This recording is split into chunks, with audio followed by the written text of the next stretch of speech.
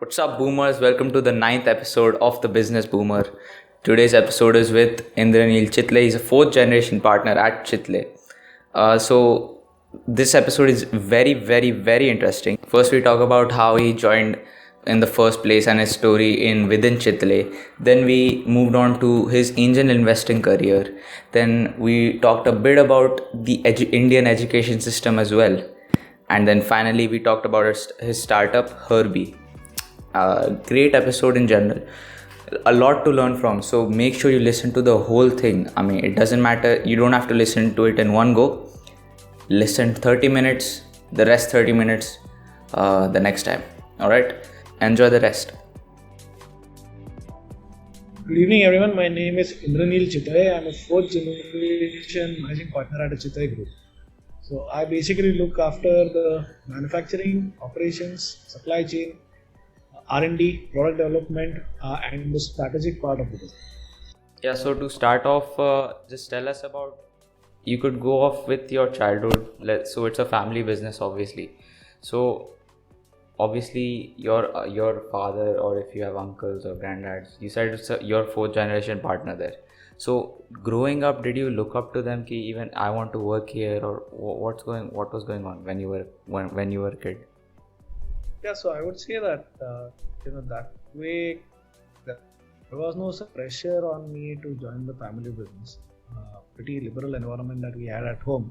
But the good part was that this was in an age where I actually saw telephones switching over to cell phones in front of me.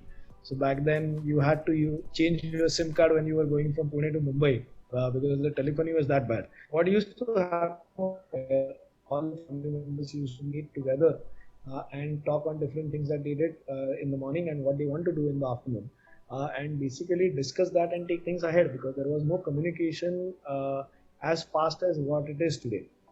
So hearing to all of this or listening to all of this all the time, I was able to get a good idea about what to expect when I was joining the business. So when I took up the decision to study engineering and determine that how I can put my engineering skills to make Chitai more of a manufacturing company and how I can fit into that role which the family wanted me to fit into, I was pretty clear on what to expect and what to do. So definitely I would say that I was looking up to all of them. I was also being guided by all of them. And I was also subconsciously being groomed by all of them to learn the nuances of running a business like that. Okay. So you did engineering or what? Yeah, that's right. Okay, so obviously you joined Chitle in 2011. So how old were you then? So when you decided to take off? I was 23.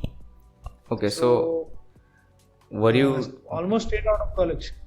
Okay, so were you directly put into the role of what you still do right now at Chitle, or what was the process there?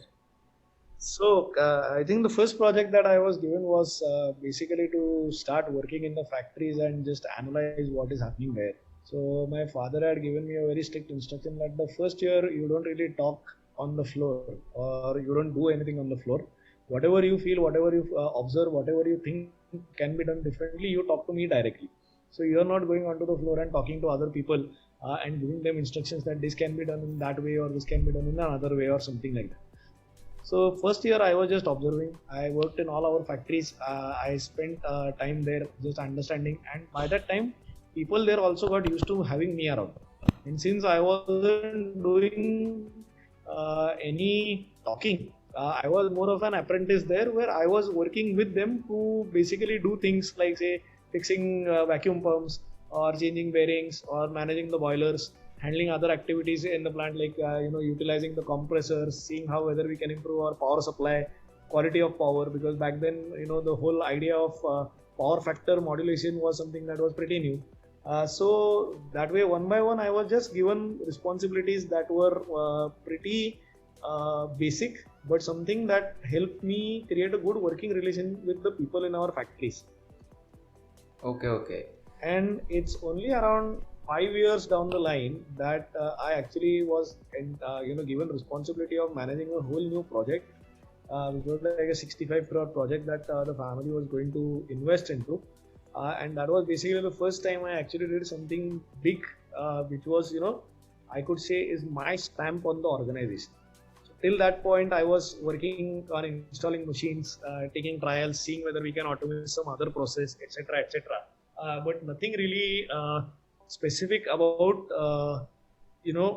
a role that I am in today. That is something that I graduated gradually into, say, around 2017. So almost 5 years later. Okay. So what was this first big project that you got? So that's building the new factory. Okay. So about this Chitle, I want to ask. So first, before you came in, was it all automated or was it still moving into that complete automation phase? So what is the manufacturing process like of all the products? No, so we are not completely automated still either. So automation is not something that you can do overnight. Yeah, It's a gradual. of course. So there are critical areas that automate first. Then there are less critical areas that you automate eventually. Then you automate the most unessential areas. In a country like India, where we have the ability of having cheap labor around us, very often we don't even need automation in certain activities like they do in the Western countries. Yeah. So that way, it's all done on a project basis where one by one strategic calls are taken that, this is what we de-risk, this is what we are able to descale, or this is what we are able to overcome. And on that strategy is where we as a company act upon. Okay. So about that only. So are you guys willing to automate it, or because India has cheap labor, so obviously there has to be some kind of balance, right? So this much percentage will for the manufacturing we'll have labor, and this much we'll have automated. So See, we are how can to give you an idea, if you have to compare the Indian food industry, where traditional Indian food products are being made, 90% of the industry is dependent on skilled labor, highly trained manpower, and a lot of batch work and manual processing. If you are to compare that 90%, we rank in the probably the top 2% when it comes to the process automation, handling, management systems, governance, and overall sophistication of our processes, which match any global standards when it comes to food technology or the food manufacturing concept. So that way you can place us into that spectrum of most highly automated companies in food sector of traditional manufacturing, traditional Indian food manufacturing.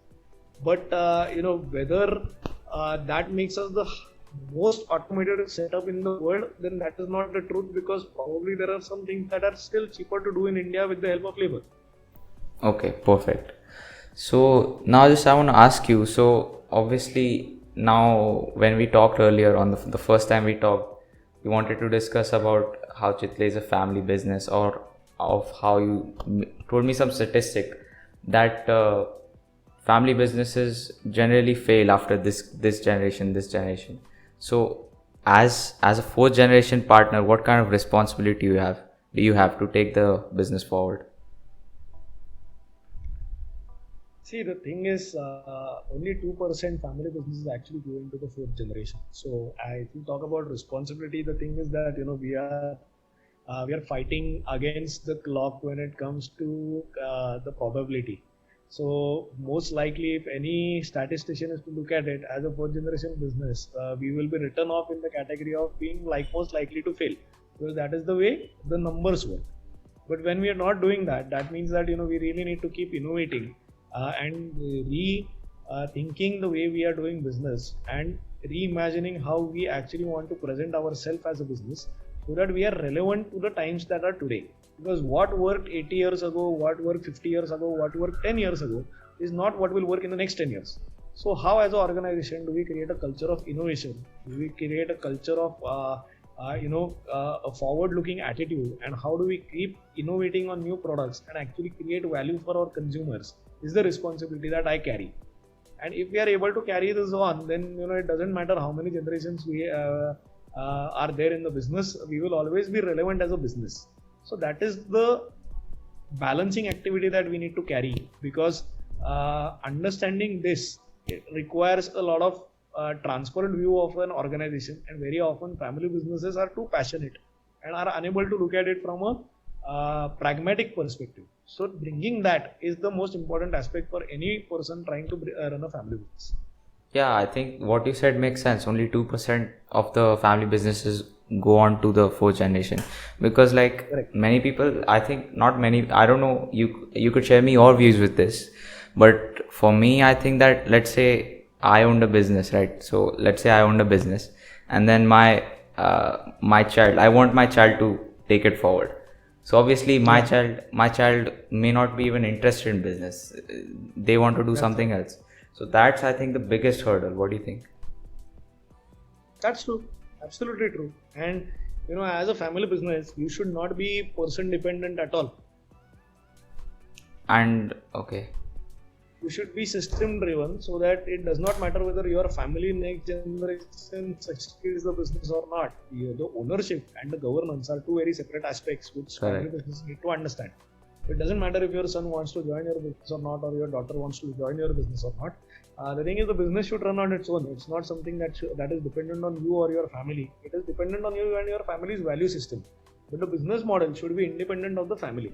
Yeah, of course. But so obviously, like, you would generally want your own blood to carry it forward. So that's another thing. That's a whole another thing. I wouldn't. So as I said, I come with a very pragmatic viewpoint. So I rather, we've all seen what happens when you put people who are not reluctant into the seat of power. Mm-hmm. They Yeah, never yeah, succeed. Why correct. do you want to put somebody into a pressure situation and collapse an organization that is running fine without them even coming into the picture? So rather make sure that their interests are protected while their wealth creation ability of your business is surviving. So I have absolutely no pressure on my next generation to join the business. The business will run on its own even if they don't join. Yeah, of course, you should make it that way. But yeah, and also let's say if my granddad, let's say he has a business, right? So as a young person, as a 15-year-old, 16-year-old, should it be kind of my responsibility to carry it forward? What are your views on that as a kid? See, I would say if it is something that your grandfather has built, then naturally you should never overlook this aspect. But what you have to do is look at it from a very third party perspective and see whether what business your grandfather has actually started is something that can fit you as well. Because if you do not fit into it properly, you're trying to run it is never going to be successful. Correct.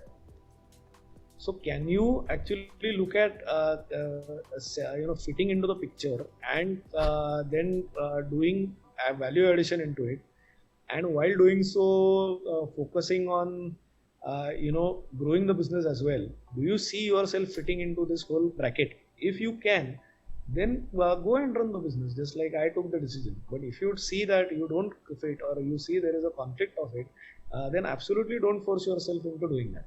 Yeah, obviously, like, you shouldn't ever do something that you don't something that you're not fully confident into getting.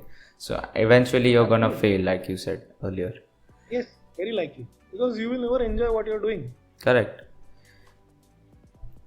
So So now, uh, focus should always be about doing what you like more correct, than anything else. correct. Doing what you like and happiness. Correct. Okay, Very true. so yeah. So now I just want to, okay, now I want to talk about your angel investing career. You started in 2018, I believe. That's right. That's right. Okay, so for some of the listeners who don't know what angel investing is, could you explain them? Okay, so very often there are very enthusiastic people who start up a new company, and this company basically to start working needs a certain amount of funds, because unless you invest something into it, you're not going to get returns out of it. So you need to probably build a product, or you need to build purchase your raw material, or you need to build some technology around it. So all of this requires a seed capital, which is something that as angels you are able to do. So I focus on investing into companies like this that focus highly onto the utilization of data. So anything that drives data, so be it sports, be it human resources, be it genetics, be it food consumption, I try to invest into companies at a very early stage and get them up to a certain level where they are able to get that round A funding from a VC or a private equity or something like that. So that hand holding of taking the startup to a company, maturing that is something that I like to work with, and that's how I'm invested into these sectors. All right. So the ones you mentioned, so genetics, food, and stuff like that. That's right. So that's that's the kind of startups that you invest. I focus on. Okay. So obviously, even I want to know a bit more about this. So obviously, it is kind of a capital intensive approach to investing, you could say. I don't think anyone would want 10,000 or 1 lakh or 10 lakh rupees. So what kind of money do you need to start something like this for yourself? It depends on the game you're trying to play. So there are startup organizations like Mumbai Angels or something like that, where they are able to club a lot of angel investors together. Oh. And then that can be, so just yesterday I remember reading some other startup that is trying to raise funds for as cheap as 1 lakh rupee per person. Oh. So you need to find what is your risk appetite and where you exactly fit in, and if that is something that matches you, then you just need to go all in and take that leap of faith. But of course, while doing that, you should not just do it simply for the sake that you have money. You have to analyze how these companies are working, whether the business model is making sense, whether there is a real-time logic into this company getting successful. All of these aspects you need to start learning, and based on that you can take jumps and analyze that. So I spend a lot, probably 2 days in a week, just trying to get to know new companies and what they are trying to do. So that helps me keep abreast about what new things are happening around in the world. And while doing that, that also helps me leverage my brain ability to be invested in the cutting edge things that are there. Okay, this is very interesting now. So could you, so how is angel investing different from investing in the regular stock market or investing in other asset classes? See, the stock markets are companies that are listed onto the stock exchange, and they follow a certain way of growing. So they can be mid cap, small cap, large cap, and every company has its own trajectory of growing. And they can give certain way of return, but there is a way to which the returns and the stock markets work. Compared to this, these angel invested companies are very small. They are like consider themselves to be companies in the preschool category. Okay, so at preschool, what you need is that the kid is doing everything on its own. So the teachers are trying to groom the kid into knowing that you can start drawing, you can start learning spellings, you can start learning maths, you should know some history, all of that activities. And all of these activities need to be ingrained into the culture of the company along with the business model. And when that happens, then that is when the company becomes mature enough to be valued into something else. So imagine that to be something like high school. Okay. So the job of taking a company from preschool to high school is basically what angel investing is. Okay, so as an angel investor, my job isn't just to dump money into them. I have to guide them, essentially, you could say. Of course, because imagine a 5-year-old kid. You need to guide that kid all the time so that it doesn't hurt itself or doesn't land into bad company or make poor choices. Okay. So helping that is where the angel investors are necessary, because after that, when the things start establishing, you don't need to keep looking at a teenager all the time and telling them what to do. They know what they want to do. Yeah. So obviously. So that way, that initial part is where you have to handhold. That is what angel investors try to do. So that's why they are called angels. Okay. So obviously, it's not if I were an angel investor and I've put money into this startup, obviously all the decision making wouldn't power. I won't have all the decision making power. There might be other multiple angel investors. So that can be possible. yeah. So it depends on how you structure things, right? So Okay. there are multiple ways of structuring. Some people probably don't have the time to do all of this, so they would rather have somebody else take the lead. Okay.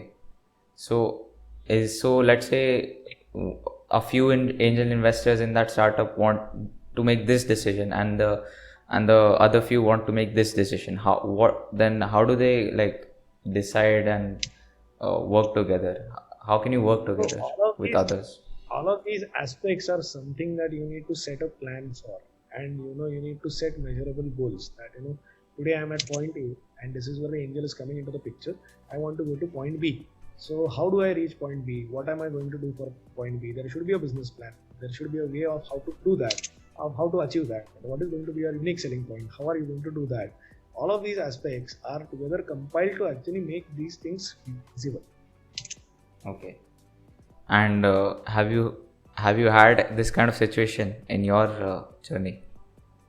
Well, I run a family business, so that happens every day because there are multiple families in the business, so everybody has a different idea of doing that. But then, as leaders, that is our responsibility to find the way out of it. Mm-hmm. Correct. So that is basically where the leadership comes into picture.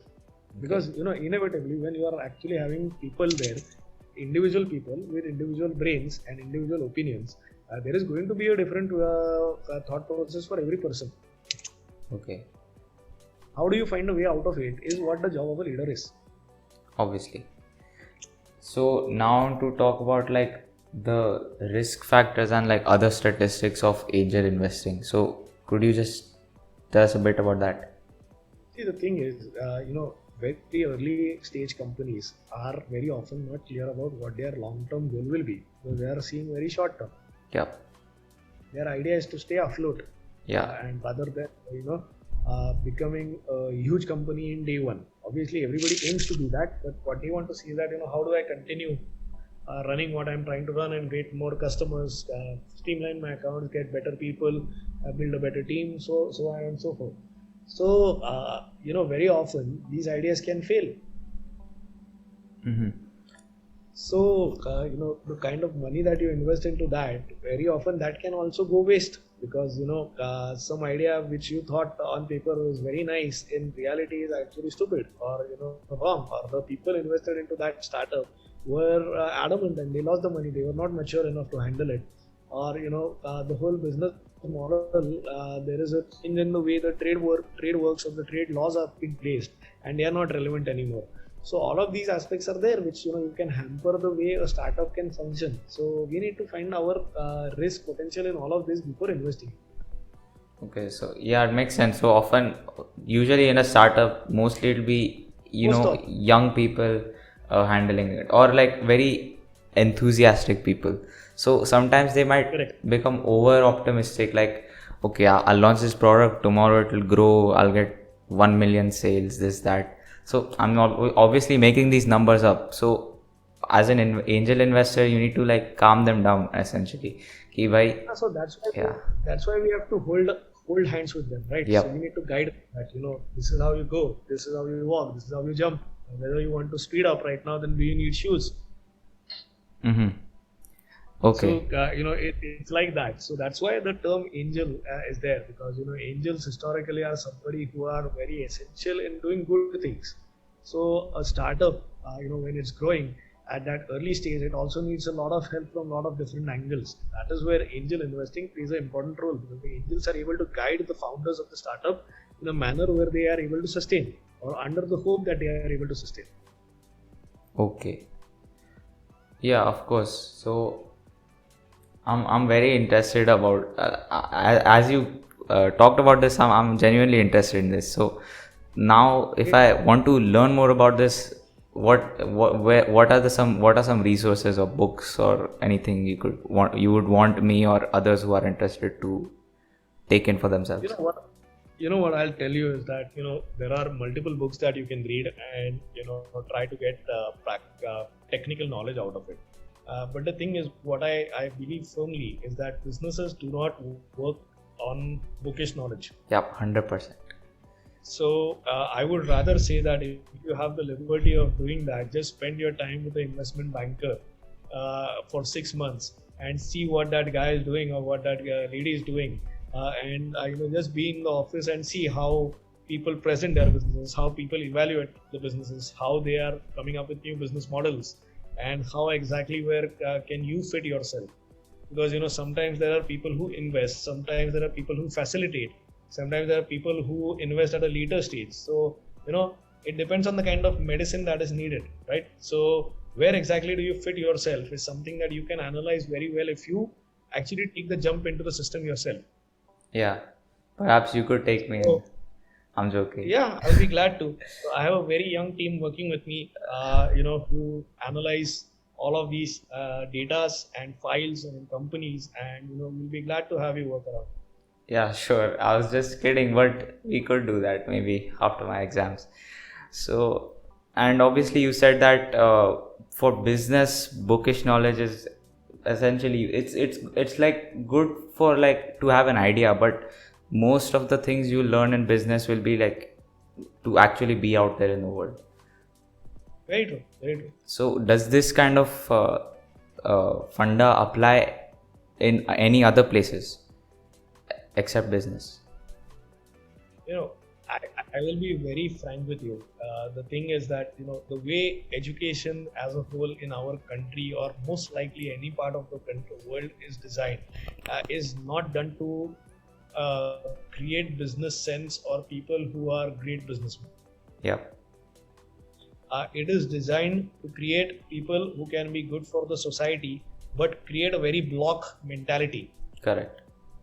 So it's very socialist in nature, and your businesses cannot be socialist in nature, they have to be capitalist. Yep. The creation of wealth, creation of value is what should be the focus of businesses. You cannot be doing business and expecting it to be run like a charity, right? So that business sense is never taught in school, which is the fault in our education system. And since the 1970s, India has been so socialist about its education that we have been hell bent on creating engineers who know how to program very well, but we absolutely don't create entrepreneurs, celebrate entrepreneurs, or create an ecosystem for entrepreneurs to start, grow, and flourish. 100%. I strongly And agree with that you. and that's because of the fault in the way the education system is designed. Because the thing is, the people who are smart enough to run businesses are not the ones who are working actually on making policy. And the fault is that the people who are working in policy and politics are the ones who have nothing else to do. So they are not employable or technically sound enough to work in a good business environment. They only know how to feed their own pockets or create a very block mindset concept. So we need to create an entrepreneurship ecosystem, and as entrepreneurs, we need to be supportive of each other, and we need to start questioning each and every aspect of education that is being taught to us. Yeah, even as I saw, like I don't think it was a few months ago they announced the new Indian education system. So I read it. I'm like, and I was still okay. They made it a bit more practical, but still I was a bit disappointed. Like there's so many things you could have done. Why just do it now? So all of what So, you said to achieve that kind of but stuff. then the problem is that the people drafting these policies are also salaried people. They Correct, are not correct, business. So how do you create that? So correct. we salaried people, they need to step out and actually let people who know how to run businesses develop policy. So that's why what I feel is that what I have seen. See, I am an engineer. I have learned maths. I have learned trigonometry and geometry and whatnot. I have never really used that. Yeah, I mean, I don't know what else to say. So I just agree with yeah, you. you don't even need that knowledge unless you're actually going to go and design something great, or you're a Correct. civil engineer or a mechanical engineer, right? So Mm-hmm. if you're going to run businesses, what you need to know is good civic sense, because you need to do businesses which are legal and that don't harm the society. You need good economic sense, because if you don't understand economics and accounts, then you don't know whether your company is making profit or not. The third thing that is most important is that you need to have the ability to analyze everything that is coming onto you. Hmm. So be it information about companies, be it information about laws, be it information about policies, because you need to question each and every aspect that the government tries to enforce onto you. Correct. So while we're on this topic of education, could you tell me the importance of a degree? So unless you want to be a doctor, lawyer, we know they need a degree for everyone else. I don't know who are the people who listen to your blog. Is it the parents or is it the kids? It's everyone. My answer will be nice for the kids. My answer will be bad for the parents. So you can imagine what my answer will be. Okay, so everyone who's listening, it's up to you to decide. So go on. It's an opinion. It's a very individual thing. Yeah. But what I would say is that if you want to be professional and you need to know your trade, then your degree needs to be in your trade. It need not be something generalized like doing computer engineering. Yeah. Yeah. So focus on getting education that is relevant to what you want to do in your life. So yeah, correct. So that I think now like degree is fine, but in my opinion, if you have the necessary skills and skill set, you can get employed anywhere. At least in the next 20-30 years, that will be the mindset of of most people. What do you think? Absolutely. I completely agree with Okay. So that's it. Let's not stretch this topic too much before the listeners get angry. So let's now talk about your startup. you. Yeah. So what is it, and when did you Well, start it?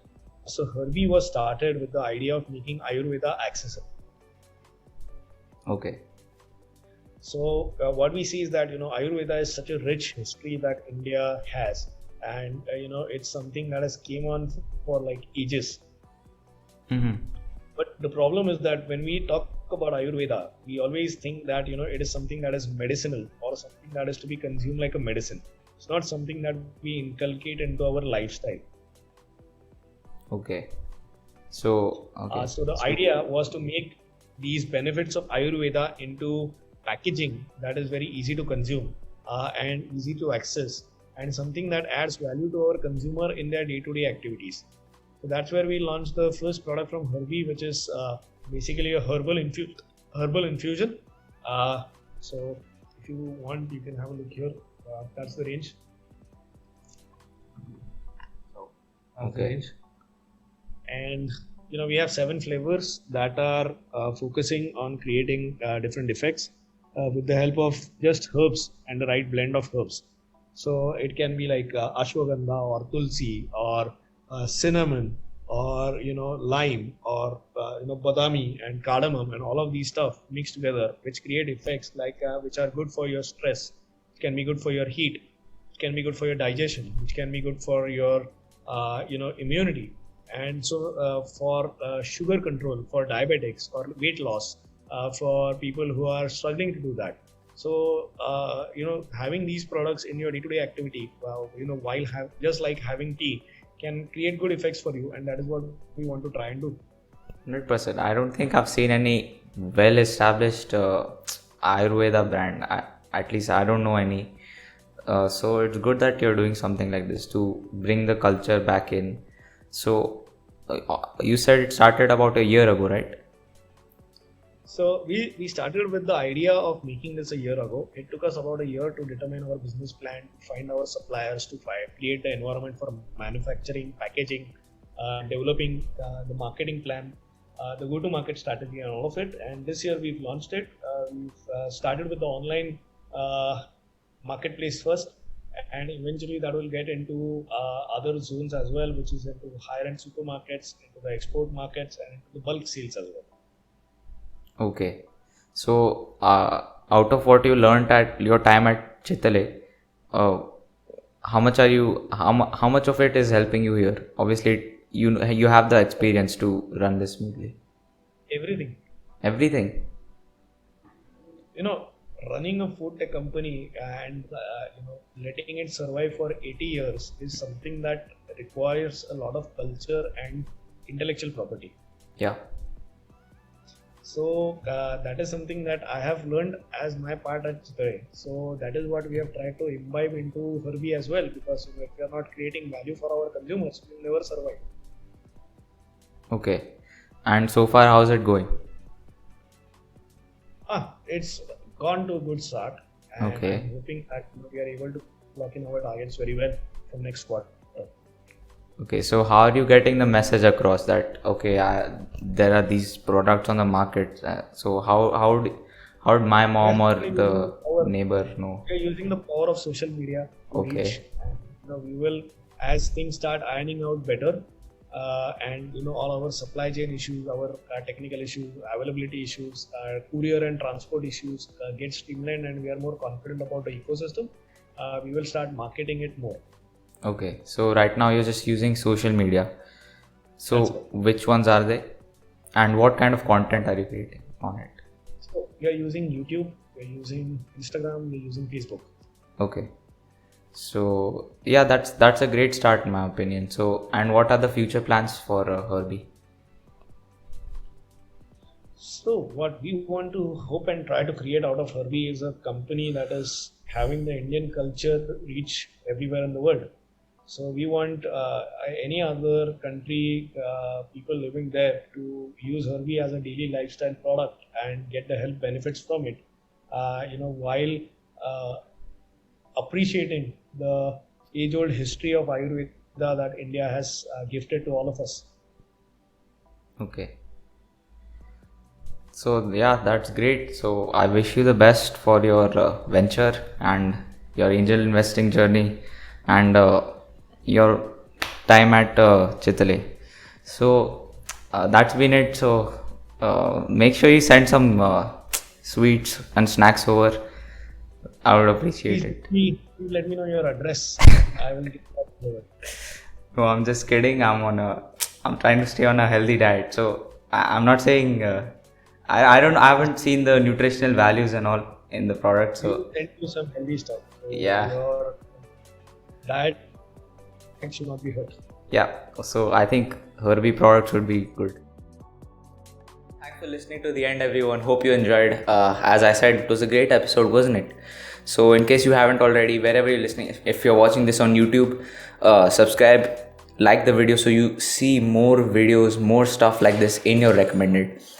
You'll see more stuff like this in your recommended. That's how the algorithm works. It shows you what you watch. So, and if you're on Spotify, just follow the podcast if you aren't already. If you're on iTunes, follow, subscribe, and leave a review if you're on iTunes. So, just give instructions for all of you guys wherever you're listening. So, that's been it, and take care.